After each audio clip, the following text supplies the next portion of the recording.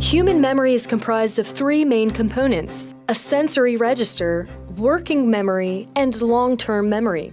Stimuli, or information, arrives through our senses into the sensory register. Information that our brain believes may be useful to the tasks at hand may then be transferred to working memory. In working memory, two things may happen. Either it will be used to make a decision and then discarded, or it will be used and then transferred to long-term memory. We can think of our working memory as having slots to sort and store information. It has an average of 7 slots for information, but can range from 5 to 9 depending on our levels of alertness, personal well-being, and individual differences.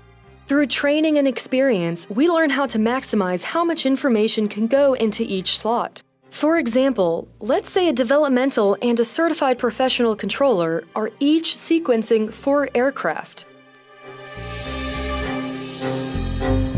The developmental may have to make control decisions by sorting information about each aircraft into its own slot in his or her working memory. On the other hand, the CPC may be able to group these aircraft mentally as one sequence and thus store information about 4 aircraft in just one slot. In turn, this frees up the trainer to utilize more of his or her memory for other tasks. The CPC, through training and experience, has learned to make better use of their slots.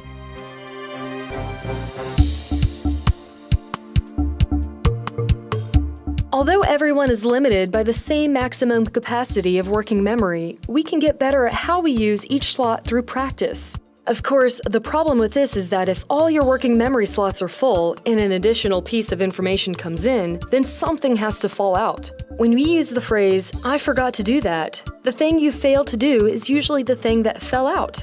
In addition to capacity limits, working memory is also time limited. It usually only stores information for around 30 seconds. If you're not consciously focusing on an item of information at the end of that 30 seconds, that information will be lost.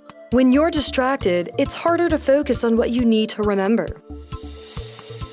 Information moves from working memory to long-term memory through a variety of mechanisms, both within and outside of our conscious control.